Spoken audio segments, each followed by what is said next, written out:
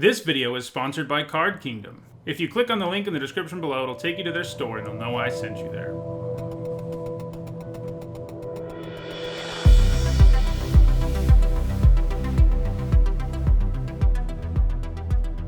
Hello everyone, I'm Hone, and today I'm continuing with my Zendikar Rising Limited Review Week on my channel. I've already looked at the white and blue cards in Zendikar Rising, and today I'm looking at the black ones. A few caveats before we get going. This review is only for the limited format, that means draft and sealed. I'm not commenting at all on other formats. Also, this review is based on my initial impressions of cards, which means it's impossible I will get everything right. I usually do a video where I discuss the cards I got wrong and why at the end of each format. Worth keeping in mind when looking at my review, when I'm wrong, it's mostly because I underrate things. There's only usually 1 to 2 cards in a set that I overrate, so that might help you figure out where you might think I'm wrong. Finally, I use a letter grade system to sum up my thoughts on each card. If you're unsure what those letter grades mean, there's an explanation in the description. Alright, let's get started with our first black card. First up, it's Acquisitions Expert, which for 1 generic and a black is a 1/2 human rogue at uncommon, and when it enters the battlefield, target opponent reveals a number of cards from their hand equal to the number of creatures in your party. You choose one of those cards, that player discards that card, and your party consists of up to 1 each of Cleric, Rogue, Warrior, and Wizard. I'm always a fan of Ravenous Rats and Kitesail Freebooters type creatures who go after the opponent's hand are nicely disruptive while adding to the board. This isn't as good as the Freebooter, but it is better than Ravenous Rats. Like the Rats, on its own, it will just get rid of the card your opponent cares the least about. But sometimes, especially late, your opponent will only have 1 card anyway, plus it has the party upside, which will sometimes make it a more disruptive effect. I normally like first picking the Freebooter when we've seen it, but like I said, I think this is a little worse and falls a bit short of that. I'm giving it a C+. Next up, it's Agadim's Awakening, which for X generic mana and 3 black mana is a mythic rare sorcery that says return from your graveyard to the battlefield any number of target creature cards that each have a different converted mana cost X or less, and it's one of these double-faced modal cards, which means when you play it, you can decide whether you want to play the spell side or the land side. In this case, the land side is Agadim the Undercrypt, a land that can tap for black mana, and you can pay 3 life to have it come into play untapped. As I've been saying, these modal double-faced cards are nice. You can look at them as lands with incredible upside, and that's awesome. As I've been saying, drawing a card like this is good whether or not you are mana screwed or flooding out, and there aren't many other cards that can say that. Like all the other cards in this cycle of mythic rare modal double-faced cards, this has an effect on one side that could be super powerful, but it's kind of tricky to make work consistently. Meanwhile, it has the other side that's a land, so when you can't make the spell side work, which will be more often than you'd like, you can just play it as a land, which is fine. But boy, when you cast Agadim's Awakening for like 8 mana and you can get back 3 or 4 or even 5 creatures, it's going to feel pretty awesome. Setting that up isn't always going to be easy. In short, this has a high ceiling and a reasonable floor. I do think the spell side is awful finicky. Having to have a bunch of mana and the right composition of creature converted mana costs in your graveyard is kind of rough, but I still think this is probably worth taking pretty early. Being a land when you need it is awesome. I'm giving this a B-. Next up, it's Black Bloom Rogue, which for 2 generic and a black is a 2/3 human rogue. At uncommon, it has menace, and it gets +3/+0 as long as an opponent has 8 or more cards in their graveyard. It's also a modal double-faced card. The other side is Black Bloom Bog, a land that produces black mana that comes into play tapped. This is a good uncommon. It gives you the usual benefits this whole cycle gives you, which is the flexibility to have this be a land when you're mana screwed and a creature when you need that. But the creature part of the card would probably already be about a C+. A 3 mana 2/3 with menace that in the late game will sometimes be a 5/3 is a pretty nice deal. Blue-black in particular will be happy with this because it's a rogue deck that also likes to mill things, and I think adding the land part of the card to the mix is just enough flexibility for this to sneak into the lower range of first pickable, giving it a B-. Next up, it's Blood Beckoning, which for 1 black mana is a common sorcery. It has Kicker for 3 generic mana. Kicker is a returning mechanic. You can pay an additional cost when you cast the spell to get an additional effect. In this case, it says return target creature card from your graveyard to your hand. If the spell was kicked, instead return 2 target creature cards from your graveyard to your hand. Black gets a card like this in virtually every set, one that returns 2 creatures from the graveyard, and it is always decent to have one of, since in the late game, it can do enough to pull you ahead. It is, of course, balanced out by being pretty useless early. 4 mana for this effect is a little steep, but the fact that it can cost 1 in situations where all you want is 1 creature back anyway is pretty nice, giving it a C. Next up, it's Blood Price, which for 3 generic and a black is a common sorcery. It says look at the top 4 cards of your library, put 2 of them into your hand and the rest on the bottom of your library in any order. You lose 2 life. Black gets a very similar card to this in most sets, and it's always fine. It gives you some nice card selection. It would honestly probably be better if it let you put the cards in your graveyard, but putting them on the bottom of your library is alright. It seems like this is a borderline card that will often be the last one to make the cut. I'm giving it a C-. Next up, it's Bloodchief's Thirst, which for 1 black mana is an uncommon sorcery. It has Kicker for 2 generic and a black, and it says destroy target creature or planeswalker with converted mana cost 2 or less. If the spell was kicked, instead destroy target creature or planeswalker. This is premium removal. 1 mana to kill things that are 2 mana or less would probably put this at a C. It basically always trades up but is awfully narrow. By adding Kicker here, you get around that narrow part. This can kill anything in the later part of the game, and that's usually what you want anyway at that point. Sometimes you'll have this 4 mana sorcery spell that kills anything, and you have to kill something small with it and still pay the 4 mana, and that doesn't feel so good, but Bloodchief's Thirst gives you the best of both worlds. It's a sorcery which holds it back from being completely insane, but it's still an easy card to pick early, giving it a B. Next up, it's Coveted Prize, which for 4 generic and a black is a rare sorcery. It says this spell costs 1 less to cast for each creature in your party. And it says search your library for a card, put it into your hand, then shuffle your library. If you have a full party, you may cast a spell with converted mana cost 4 or less from your hand without paying its mana cost. Tutors are not normally that great in Limited, apart from very powerful ones. This is not that most of the time. 5 mana to tutor is absolutely horrendous and makes this an F. You are paying 5 mana to search up what might be your best card, but the amount of tempo you lose there is just too much.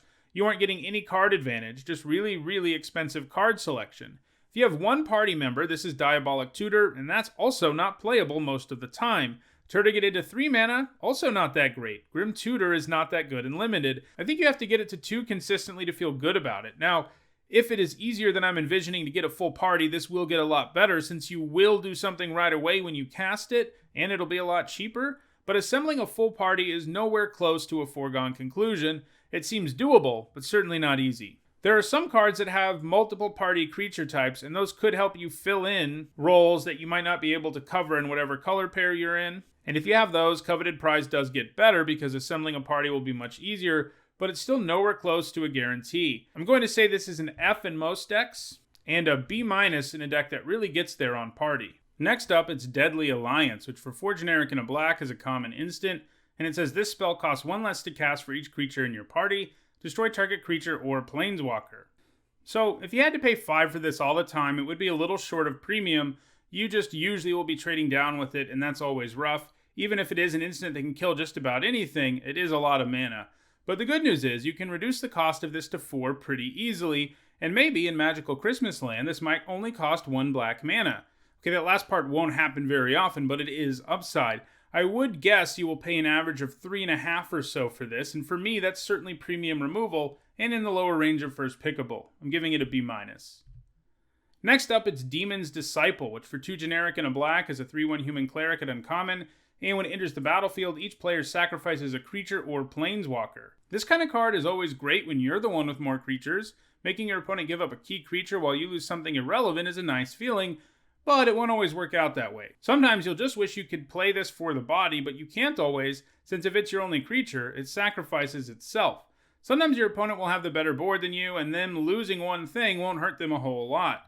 This kind of card is always fine and limited, but never really much more than that. I'm giving it a C. Next up, it's Drana, the Last Bloodchief, who for 3 generic and 2 black is a 4/4 flying vampire cleric legendary one at Mythic Rare, and when she attacks, defending player chooses a non-legendary creature card in your graveyard. You return that card to the battlefield with a +1/+1 counter on it.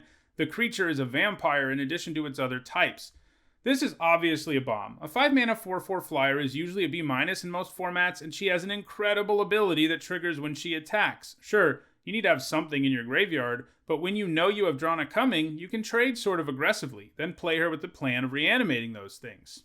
It will be a real challenge for your opponent to overcome the value you get, even if you just attack with her once, because it will be way more than you would normally get for 5 mana. Your opponent gets to choose what comes back, but no matter what they choose, you're going to be in a pretty good position.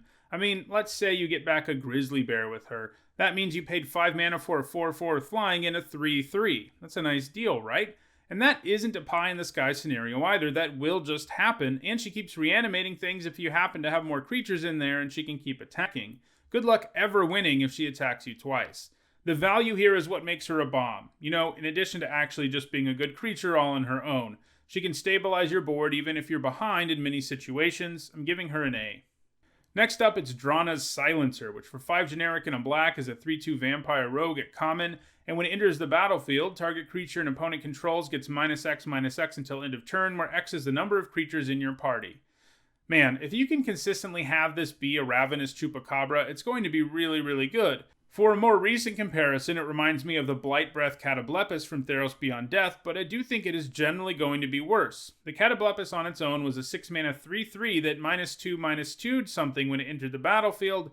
This is a 6-mana 3/2 that will give only -1/-1 on its own. I also think you had to jump through fewer hoops to make the Catoblepis more powerful. I think you consistently have to be hitting -2/-2 with this to feel good about it, and doing more than that might put it in Catoblepis territory. I do think the upside here is enough that this card is a solid playable, but I don't think that it's first pickable, costs a lot of mana, and it's frequently not going to be able to kill something. I'm giving it a C. This is a card that I could definitely be wrong about if party is even just a little easier to make happen. Maybe it could even move into the lower B range. Next, it's Dreadworm, which for 4 generic and a black is a 5/4 worm horror at common. It has landfall, which means you get an effect when a land enters the battlefield on your side of the table. And in this case, Dreadworm becomes indestructible until end of turn. This is a nice common. A 5-mana 5/4 that is indestructible a decent chunk of the time is some serious business, as a creature that size isn't just going to be bouncing off your opponent's blockers most of the time. Once it has indestructible, your opponent will typically either have to take the hit or give something up, and putting them in that situation is great. I think this will be a very nice card for most black decks. I do think it falls a little short of being first pickable, but I wouldn't be shocked to see it manage to get into the lower B range. For now, though, I'm giving it a C+. Next up, it's Expedition Skulker, which for 1 generic and a black is a 2/2 vampire rogue at common, and it has Death Touch as long as you control another rogue. This is a decent 2-drop, it has a relevant creature type for the format, and it will have Death Touch enough of the time that I think you'll probably find yourself playing the first of these in most black decks. This is a C. Next up, it's Feed the Swarm, which for 1 generic and a black is a common sorcery, and it says destroy target creature or enchantment an opponent controls. You lose life equal to that permanent's converted mana cost. Look, it's a black card that can hit enchantments. That's pretty weird, but anyway, this is a good removal spell. It's cheap and kills 2 permanent types, no questions asked. Now, the damage it does to you, maybe that's a question. It certainly does matter, but if you are paying 2 mana to blow up their 5-drop, paying 5 life for that is a reasonable cost most of the time. This will get a little better if your deck has some life gain like the black-white deck, but even without it, I think we're looking at premium removal here. I think this is a nice first pick. I'm giving it a B. It's a very strong common. Next up, it's Ghastly Gloomhunter, which for 1 generic and a black is a 1/1 zombie bat at common. It has kicker for 3 generic and a black. It has flying and lifelink, and if it was kicked, it enters the battlefield with 2 +1/+1 counters on it. So neither part of this card is very efficient. A 2-mana 1/1 flyer with lifelink isn't so good, nor is a 6-mana 3/3 with those keywords. However, there are some things going on in this set that I think will make this better than it looks. Evasive creatures with lifelink are a great place to put things that augment your creatures, and this set has a +1/+1 counter archetype in black-green. There's also a lot of reasonable equipment around too. I think those two things take this from being a C- to instead being a solid C. There will certainly be games where a big Gloomhunter makes it impossible for your opponent to race you. Next up, it's Ghoul-Draw's Mucklord, which for 2 generic and a black is a 2/3 crocodile at common, and when it dies, you put a +1/+1 counter on target creature you control. This has reasonable stats, and it is nice it leaves a counter behind when it dies. Obviously, that counter isn't worth a whole card, but trading with this and getting that counter out of the deal will feel fine. There is some +1/+1 counter synergy in this set too. This is a solid card. I'm giving it a C. Next up, it's Hagra Constrictor, which for 2 generic and a black is a 0/0 snake at common. It enters the battlefield with 2 +1/+1 counters on it, and each creature you control that has a +1/+1 counter on it has Menace. On its own, the Constrictor is a 3-mana 2/2 with Menace. It's probably like a C-. However, this set has enough +1/+1 counters going on, with, again, black-green being the main deck for it, that the Constrictor will often immediately impact the board, making one of your other creatures more difficult to block. I think the whole package here is a nice playable and a card that you take a little bit over average cards. I think it's a C+. Next up, it's Hagra Mauling, which for 2 generic and 2 black is a rare instant, and it says this spell costs 1 less to cast if an opponent controls no basic lands, and it says destroy target creature. It's one of those double-faced modal cards. The other side is Hagra Brood Pit, a land that enters the battlefield tapped and can tap for black mana. This looks pretty good to me. 4 mana to kill a creature at instant speed is usually good enough for a B-, and having the upside of being a land is nice. To be clear, it will never ever cost 3 mana in limited because your opponent controlling 0 basic lands just won't happen, but I think the land upside here is enough to push this to a B. Next up, it's Highborn Vampire, which for 3 generic and a black is a 4/3 vampire warrior at common. So this is a vanilla creature who comes with some upside because he has a creature type that's supported by the format, both by the party mechanic and all the rogue payoffs. A 4 mana 4/3 isn't the worst rate for limited, and I think the warrior upside does enough to make this a card you'll play a little more than you won't, giving it a C-. Next up, it's Inscription of Ruin, which for 2 generic and a black is a rare sorcery with kicker for 2 generic and 2 black, and it says choose one. If this spell was kicked, choose any number instead. And the options are target opponent discards 2 cards, return target creature card with converted mana cost 2 or less from your graveyard to the battlefield, or destroy target creature with converted mana cost 3 or less. If you don't kick this, it does give you 3 options that are reasonably efficient. You can mind rot your opponent, reanimate something, or kill something small. Those cards unlimited respectively would be something like a D+, a D+, and a C+ if that's all they did, but a card that gives you those options is pretty alright. Without kicker, this would probably be a C+. The kicker here does make it cost 7, but obviously if you do all 3 of these things, you're going to be in business. Now, making your opponent discard 2 in the late game doesn't always matter, but you will usually still be killing something and reanimating something, and that's not bad. I think this is a B. Next up, it's Lithoform Blight, which for 1 generic and a black is an uncommon enchantment aura with enchant land. When it enters the battlefield, you draw a card, and it says, enchanted land loses all land types and abilities and has tap, add colorless, and tap, pay 1 life, add 1 mana of any color. This is a neat design that actually gives black some fixing that still feels black. I like that it replaces itself because oftentimes a card like this can feel bad since it uses up an entire card to just make it so a land can produce mana of any color, which you frequently only need for a single card in your deck. But replacing itself goes a long way towards fixing that. I don't see a reason you wouldn't play the first copy of this in a deck that's splashing something. I'm giving it a C. There is the upside of putting it on non-basic lands too, but that's not going to come up often in limited. And I mean your opponent's non-basic lands to sort of shut them off. And, you know, if your opponent's at 1 life, it might be kind of funny to put this on one of their lands too, I guess. Next up, it's Malakir Blood Priest, which for 1 generic and a black is a 2/1 vampire cleric at common. When it enters the battlefield, each opponent loses X life and you gain X life, where X is the number of creatures in your party. So a 2 mana 2/1 that has a useful creature type and drains the opponent 1 life is probably like a C-. This obviously has a higher ceiling than that, as it will sometimes drain 2 to 4 life. I think that makes this a solid playable. I'm giving it a C. Next up, it's Malakir Rebirth, which is an instant for 1 black mana at uncommon, and it says choose target creature. You lose 2 life. Until end of turn, that creature gains. When this creature dies, return it to the battlefield tapped under its owner's control. And it's one of these double-faced modal cards. Its other side is Malakir Mire, which is a land that enters the battlefield tapped that can tap for black mana. So, like most of these, it has one side that is really situational. You have to have a creature die for it to even do anything. But when things line up that way, getting your creature back can feel pretty nice, especially if that creature has an enter the battlefield ability, because this will trigger it again, which is some sweet value. But things won't always line up that way, and sometimes you'll use this to save a creature, but you're going down a card to do it since your creature can't win combat anyway. If this was just the Malakir Rebirth side, I think it would be a C-. It's a bad version of Supernatural Stamina, more or less. But adding the land to the other side is nice upside, and I think it does enough to give this a C+. Next up, it's Marauding Blight Priest, which for 2 generic and a black is a 3/2 vampire cleric at common, and it says whenever you gain life, each opponent loses 1 life. This is a solid payoff for life gain decks. It has decent baseline stats as a 3 mana 3/2. It will definitely bleed opponents a few times a game if left unchecked, and that's some nice additional damage. I think this is a C. Next up, it's Mind Carver, which for 1 black mana is an uncommon equipment. When it enters the battlefield, you can attach it to target creature you control, and equipped creature gets +1/+0. It gets +3/+1 instead, as long as an opponent has 8 or more cards in their graveyard, and it has an equip cost for 2 generic and a black. 1 mana for a +1/+0 boost to a creature is not the most exciting thing in the world, but if you can reliably make it a +3/+1 boost, you're going to be in business because that can make anything into a threat, even like a creature token. Problem is, outside of the blue-black deck, your opponent consistently having that many cards in their graveyard is unlikely, and if you're having to pay the equip cost late in the game to only give +1/+0, that's going to feel terrible. The first equip being free is what I think salvages this as a decent playable, but just barely, giving it a C-. Next up, it's Mind Drain, which for 2 generic and a black is a common sorcery. It says target opponent discards 2 cards, mills a card, and loses 1 life. You gain 1 life. So it's a strictly better Mind Rod. It adds draining life and milling a card to the mix, in addition to making your opponent discard the 2 cards.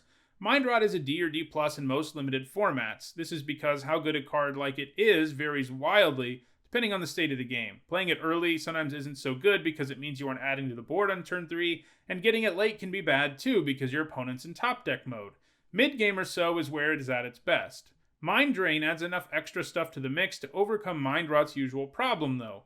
It will do something no matter what, and sure, draining your opponent for 1 and milling their top card for 3 isn't a good deal, but it's a heck of a lot better than a dead card, which Mind Rot often is, and you still get the upside of Mind Rot being pretty nice in the mid-game. This does put 3 cards in your opponent's graveyard when you cast it early, which goes a long way towards you getting the 8 cards you need for the blue-black rogue deck. I think all of this does enough to make this not a D, instead I think it's a C-. Next up, it's Nighthawk Scavenger, which for 1 generic mana and 2 black mana is a 1+ *3 vampire rogue at rare. It's got flying, death touch, and lifelink, and its power is equal to 1 plus the number of card types among cards in your opponent's graveyards. Well, this is a really good card. It's a fun reference to Vampire Nighthawk. A 3 mana 1/3 with flying, death touch, and lifelink is probably at least a C+ and maybe even a B-. This will effectively become Vampire Nighthawk if your opponent has a single card in their graveyard, and the Nighthawk was a great card last time we saw it, and it gets even bigger. This won't always be able to take over games, but even when it can't, it will represent a real problem for your opponent one way or another. This falls short of a bomb, but not by a lot. I'm giving it a B+. Next up, it's Namana Skittering Sneak, which for 3 generic and a black is a 3/4 human rogue at common, and as long as an opponent has 8 or more cards in their graveyard, it gets +1/+0 and Menace. So a 4 mana 3/4 is kind of okay-ish, especially with a decent creature type. Then if you're milling your opponent a bit, this can become a 4 mana 4/4 with Menace. Obviously enough, there's the question, how often will your opponent have 8 cards? I think the answer is that most of the time, this probably won't become a 4/4 with Menace until later in the game. Sometimes it will be earlier for sure, but don't count on it coming down at that size and attacking as a 4/4 Menace on turn 4. I think this is a solid card. I'm giving it a C. Next up, it's Namana Skydancer, which for 2 generic and a black is a 2/1 human rogue at common with flash and flying, and when it enters the battlefield, target opponent mills 2 cards. Now, having flash as a 2/1 flyer isn't always the most exciting thing. The best flashers are the ones with big enough bodies to come down and kill something and survive, but hey, flash is still upside, and it may trigger various party and rogue payoffs when it comes down, which is nice, and it lets you leave up mana to do other stuff if the right situation presents itself.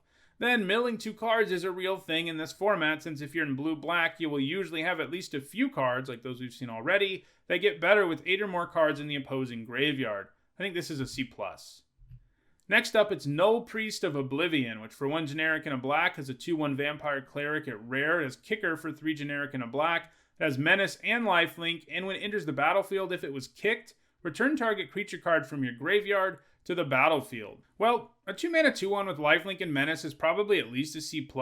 Those are just great keywords that work well together, especially early. Evasive lifelink creatures tend to really wreak havoc on races, but obviously, when you can kick this, you're paying for a 2/1 menace lifelink that reanimates a creature for 6 mana. And that's great. Basically, this is good at any stage of the game, and kicking it will sometimes be absolutely game-breaking. I think this is knocking on the door of bomb range, but I think it's held to a B+, which is obviously still an amazing card. Next up, it's Oblivion's Hunger, which for 1 generic and a black is a common instant. It says target creature you control gains indestructible until end of turn. Draw a card if that creature has a +1/+1 counter on it. I think you generally need to be drawing a card with this for it to be worth it. We've seen this type of instant that just gives indestructibility before, and it's very underwhelming. It's useful against most removal, but it isn't actually that great in combat, as you need a creature who's already large for it to actually make combat go your way. Otherwise, it's kind of like you're just fogging a single creature, and that's just card disadvantage. That's why you need to be drawing a card with it. If you are, you have a pretty reasonable card. I think the difference between those two things is enough that I want to give this a build-around grade. It's probably going to be a D- in a typical deck, and a C+ in a deck with enough +1/+1 counters. Next up, it's Pelakka Predation, which for 2 generic and a black is an uncommon sorcery, and it says target opponent reveals their hand. You choose a card from it with converted mana cost 3 or greater. That player discards that card. It's a modal double-face card. The other side is Pelakka Caverns, which enters the battlefield tapped, but can tap for black mana. This is another good illustration of how nice having the land upside is. The effect here on Pelakka Predation, if it were its own card, would not be very good, but flexibility is an amazing thing. If casting it doesn't do you any good, you can still play it as a land, and when you feel like you have a good chance of hitting a card with it, you can just cast it. I think this is a C+. Next up, it's Scion of the Swarms, which for 3 generic and 2 black is a 3/3 vampire cleric at uncommon. It has flying, and when you gain life, you put a counter on Scion of the Swarm. This is a very nice life gain payoff. Even just getting a single counter on it will feel good, and anything beyond that makes it absolutely terrifying. It doesn't seem super hard to trigger, and it has a high ceiling and floor. For me, I think that means I'll be first picking it sometimes. I'm giving it a B-. Next up, it's Scourge of the Skyclaves, which for 1 generic and a black is a mythic rare demon. It has kicker for 4 generic and a black, and when you cast the spell, if it was kicked, each player loses half their life rounded up, and its power and toughness are each equal to 20, minus the highest life total among players. Well, this is a cool design, that's for sure. So mostly, I think this will be pretty good. Sure, you can't actually play it on turn 2 in most cases, since one player very likely has 20 life at that point, but don't overlook how nice it will be to be able to cast this later in the game, at which point it being a 10/10 is not far-fetched. Obviously, it also has the kicker effect, which makes sure he comes down bigger, and while the effect is symmetrical, the fact that you were the one playing the Scourge means it's likely to benefit you more. So yeah, this is a weird 2-drop that isn't good on turn 2, and may not be good early at all, but will be good from the mid-game on, especially when you can kick it. It's definitely a weird one to grade, but I think it will be a very efficient creature for the majority of most games, and it has a nice kicker effect, and I think that's enough to give it a B. Next up, it's Shadow Stinger, which for 2 generic and a black is a 1/4 vampire rogue at uncommon. It says tap another untapped rogue you control. Shadow Stinger gains death touch until end of turn, and when it deals combat damage to a player, that player mills 3 cards. A 1/4 with death touch is usually a pretty nice body. It really prevents opponents from being able to swing with their ground creatures in many scenarios, and it attacks reasonably well too. This doesn't always have death touch though, and while it will probably have it frequently, I'm not super interested in this. Yes, it mills, and the blue-black deck is certainly interested in doing that, but I think this is just solid. If you can threaten death touch, it will often get in for damage, and that's cool. But still, I don't think it's more than a C. Next up, it's Shadow's Verdict, which for 3 generic and 2 black is a rare sorcery, and it says exile all creatures and planeswalkers with converted mana cost 3 or less from the battlefield, and all creatures and planeswalker cards with converted mana cost 3 or less from all graveyards. This really makes sure that all the small creatures die and stay that way. While that effect is kind of narrow, most limited decks have enough cards that fit the bill, where it seems like this will be doing something worthwhile most of the time. Obviously, you'll encounter situations where it hurts you more than your opponent, and boy, would it be nice if this could be a land in those situations, like many other cards in the set. But yeah, sometimes it will just be stuck in your hand. Oftentimes you can use it to wipe your opponent's board away, though, while you hold on to your own big creature and just crush them. How good this is just varies wildly based on the board state. Sometimes it will feel incredible, other times, terrible. Generally with the card that inconsistent, I like to split the difference. I'm giving it a C+. Next up, it's Skyclave Shade, which for 1 generic and a black is a 3/1 rare shade with kicker for 2 generic and a black. It can't block. If it was kicked, it enters the battlefield with 2 +1/+1 counters on it, and it has a landfall ability. In this case, Skyclave Shade, if it's in your graveyard when you play a land and it's your turn, you may cast it from your graveyard that turn. Well, this is really good. A 2-mana 3/1 that can't block is like a D+ these days, and that's not a bad baseline for a card that does so much more. It also has kicker, making it a far more flexible card, one that can be a reasonable 5-mana 5/3 when you have the mana lying around. But what really pushes it over the top is its Bloodghast-like ability to come back from the graveyard when you play a land.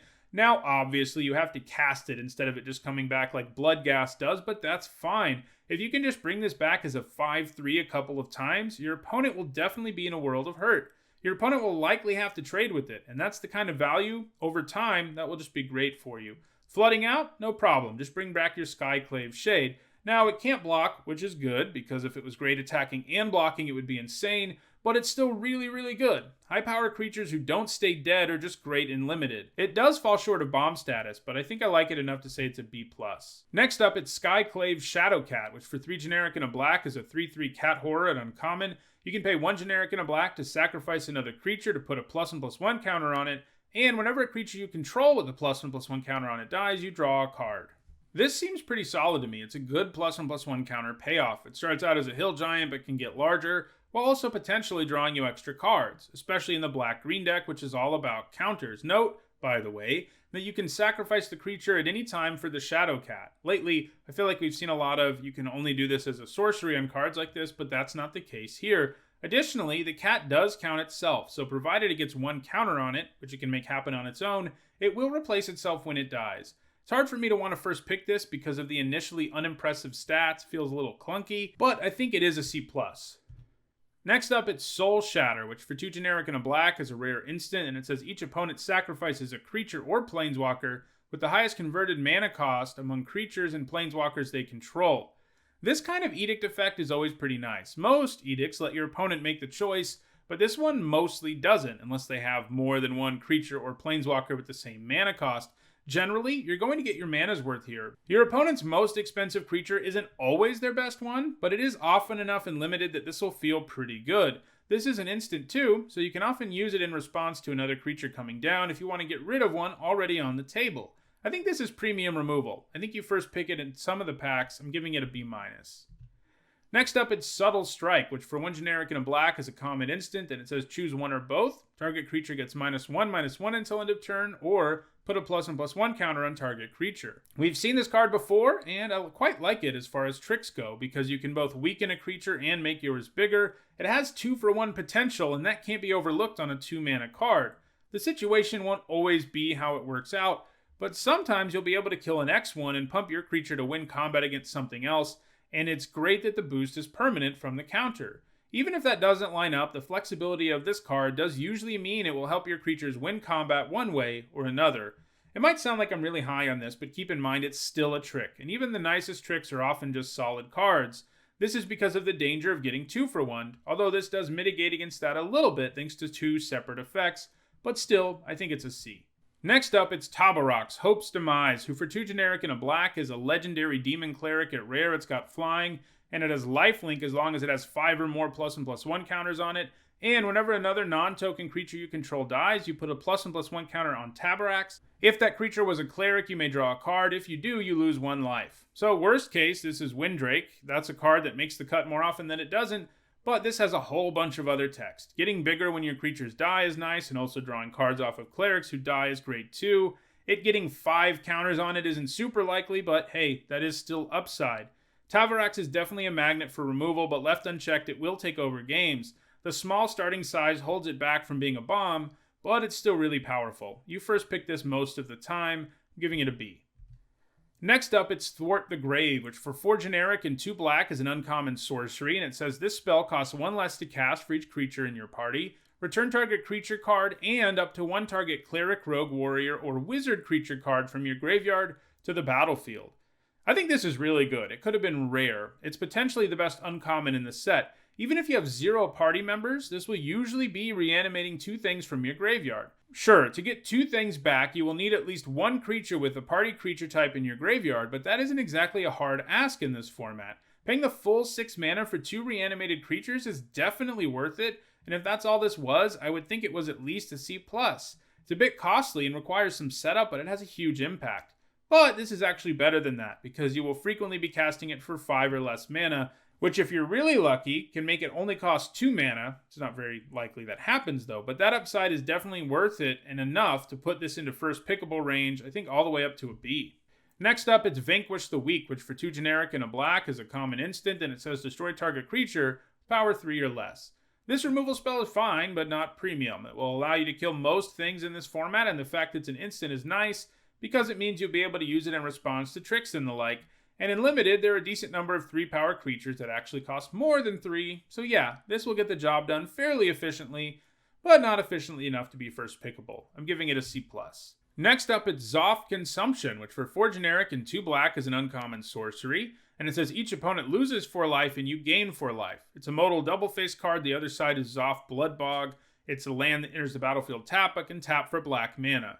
I think a lot of people will come into this format underestimating just how good it is to have a land that can actually do something impactful in the late game. In a lot of ways, it's not dissimilar from having a non-basic land with a sacrifice ability that comes up in the late game, and that upside is always great. Sure, paying 6 to drain your opponent 4 life would probably be a D+ at best, but the fact that this can also just be a regular old land for you early is a massive upgrade, just as the fact that it can do something in the later game is a huge upgrade over being a land. It isn't enough of one to make it first pickable, but it is way better than it's going to look to most people. I'm giving it a C+. Well, that does it for all the black cards in Zendikar Rising. Tomorrow I'll be back with my thoughts on all the red ones. If you enjoyed this video, don't forget to like it and share it so that others can enjoy it too. If you want to catch the rest of this set review, don't forget to subscribe and turn on notifications. And if you want to see the other set review videos that are already available, you should see the playlist on your screen shortly. Thanks for watching.